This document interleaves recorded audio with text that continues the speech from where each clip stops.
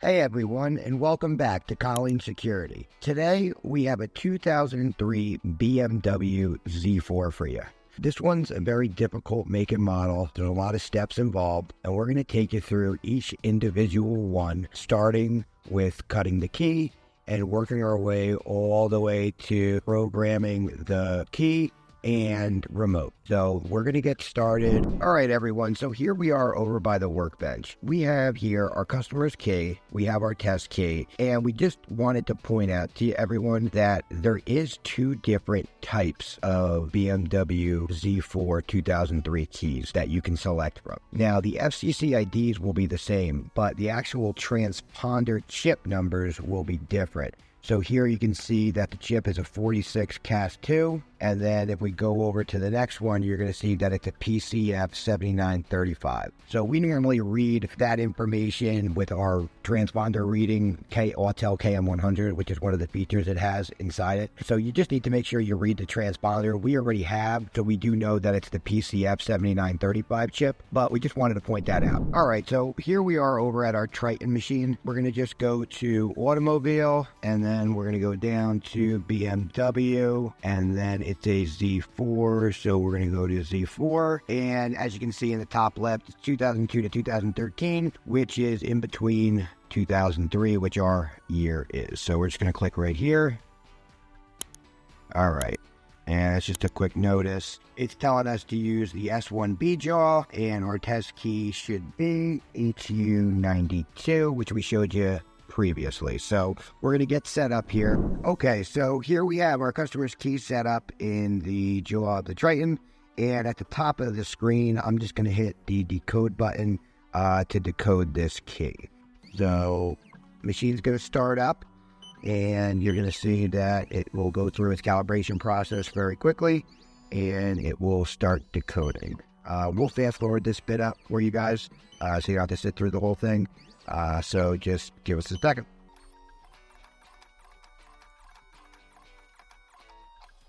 All right, so as you guys can see here, our bidding came out to 33112211. And if you see all that red stuff there, that's just possible codes for the vehicle. All right, so we're set up here with our test key. I'm just going to click the cut button on the top of the Triton, and the machine should start up. All right, so same thing is the decoding process. It's going to go through a quick calibration just to make sure the key's in the right position, where we're using the correct jaw. And then once that's finished up, it'll actually start cutting the key. Again, we'll fast forward this part, so you don't have to sit through it.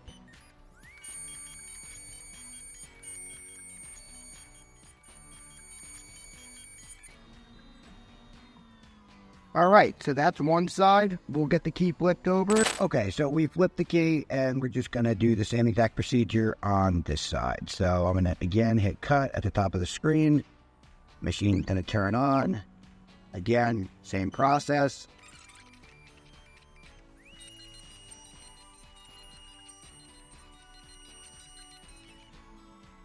All right, so our test key is cut on both sides. We're going to bring the test key over to the vehicle. Okay, so here we are with the key in hand over by the driver's side door of the vehicle, and let's see how we did. Perfect. All right, so it works perfectly, as you can see. Now that we know that this is good, we'll now do the same process on the transponder key. Okay, so as you can see, we've transferred the cut onto the programmable key. And again, just to be safe, we're going to test it. Okay, great. So locked and unlocked. Okay, great. Now that we know that's working, next step is to identify where the EWS module is in the vehicle, because we are going to have to remove it. So in this vehicle in particular, it's located underneath the driver's side kick plate below the dashboard. So we're going to open up the vehicle next, and we're going to show you how to remove that kick plate. Okay, so here we are on the driver's side of the vehicle. Now, the next step, like we just said, is we're going to need to remove the EWS module. Now, that module is located directly under the dashboard. In order to remove it, you're going to have to remove the kick plate first. Now, there are 6 screws in total that you're going to have to remove. And I'm going to try to get good picture for you guys here. So as you can see, there's 1, 2, 3, 4, 5, and 6. All right, so I'm going to get those removed next, and then we'll be right back, and we'll show you how to get that module out of the vehicle and exactly where it's located. All right, everyone, so we're outside the vehicle again. The kick plate has been removed, and I took it outside the car. So now I'm going to show you guys where you can find this EWS module and what it looks like. So what you're going to be looking for is a white box, and normally it has green lettering. This particular make and model utilizes an EWS 3 module. There are also EWS 4s, but for our purposes today, we're looking for an EWS 3. I'm going to try to get you the best view I can. It's going to be a little difficult, for the light, but the only way I can get you a good picture is by doing so. So you see it? It's right there. Now you can see that they're white plastic nuts, and they're 10 millimeters exactly. There's going to be 2 of them. One of them you have to take fully out, which is going to be that one to the right. And then the other one you just need to loosen, and it will slide off. So that's the box right there. And what I'll do next is I'll get the module removed, and we'll meet you guys over by our soldering station. So here we are at our station, and before we get started, we just want to give you a quick overview of everything you're going to need to do the following steps. Starting from the bottom right hand side, we've got our soldering iron. I've got it set to around 475 degrees. Next is the EWS module that we just removed out of the vehicle. Next to that is our key that we are making for the customer. Has not been programmed yet. We cut it, it works the door locks, but that's about it. Next to that is the working key that the customer provided us that does work the car right now. And then to the left of that, we just have, we call it the helping hands, just for our circuit boards. You'll see in a few minutes how we'll tie the circuit board to that in order to solder it. Now, to the left of that is the APB114 board. That is the adapter board you're going to need. It comes in the Autel kit. I'll get you guys a part number and maybe put it in the description. Now, top left, you're going to have the Autel XP400 Pro. You're going to need that as well. And lastly, the Autel IM608 Pro 2. So this is everything you're going to need for the following steps. All right, so here we are. The next step is going to be removing this board from the EWS 3. Very simple. So you're going to see these little tabs here and on this side. So I normally just take a little screwdriver like this and pry it open like so, and then hold that, and then on this side pop that, and it's open. Okay, so now that's the board in here. We're going to pull it out. Now you're going to see this. I just want to bring this to everyone's attention. So there's little channels here and here. The board does not slide into those when you put it back. If you do that, you're going to break the solder joints on the back side of the board. So don't do that. I just want to make sure everyone's aware. So in order to get this out, the next step are these clips here, here, here, here. So they're a little bit, sometimes you got to press down on them both, and they're just spring loaded. So just press down on them. And sometimes you got to wiggle it around a little bit like so, but eventually it'll come out. All right, so that's our board right here. Like I said before, you're going to need this adapter board. So we're going to take this out next. Yeah, so it is an APB114 board. Now, the way you do this is you always go backside to backside. So this is obviously the front of the board. This is the back of the board. Same thing with this. And you want to go, so you can see in here, I don't know if you can catch this or not, but you can see the joints in here. So this is where those joints plug into on the 114. So backside to backside, and then plug in like so. Next step is going to be, we're going to pull everything up on the Autel to figure out where we need to solder this wire to. The next step is going to be getting to the diagram so we can figure out which joint here on our EWS circuit board we need to solder to. So to get there, you're going to go to emo and you're going to accept the disclaimer, BMW. It's saying establishing connection to BCI. You're just going to hit OK. All right, so now for this, you need to go to system selection. All right, and then from here, you're going to want to go to immobilizer.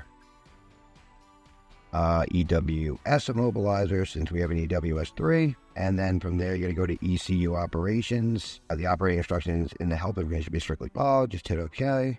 Like I said earlier in the video, there are EWS 3 modules and EWS 4.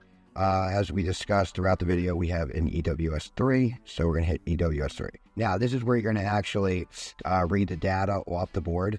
But before we do that, you're going to see in the middle right-hand side of the Autel a little blue button. On older models, it might be orange.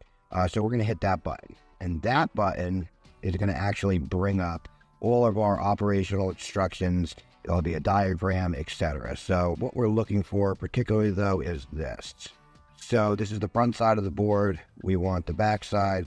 Okay, so here we go. So this is our diagram, and it's showing us exactly where we need to solder to and what joint to solder. And that joint is located right here on the EWS module. So I'm going to get the module set up on our soldering station, and we will start soldering. All right, so here we are. The EWS module is hooked up to our soldering station. And again, this is the joint that you're going to want to solder to. So the way I like to do it is I'll get my soldering tip, and I'll heat this up just a little bit here, like so.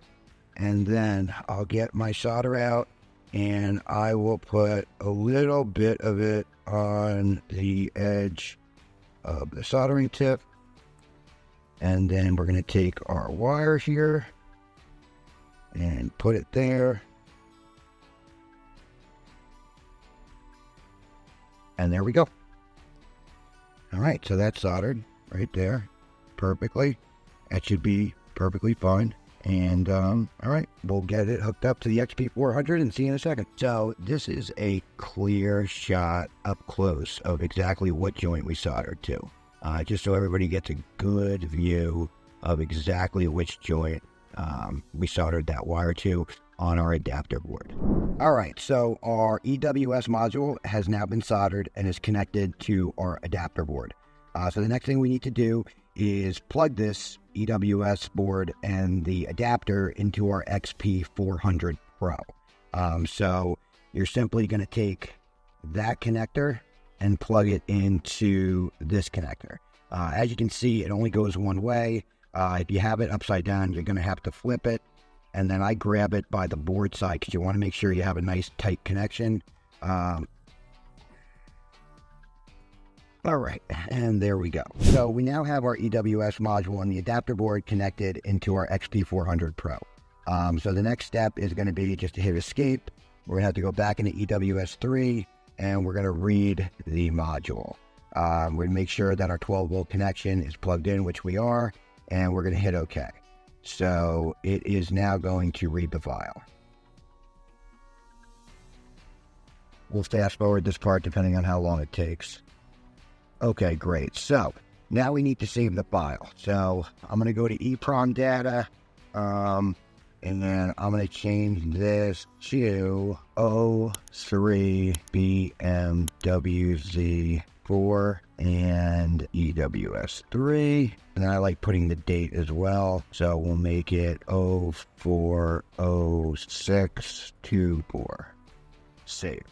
All right, so the file read successfully. So we're just going to hit OK here.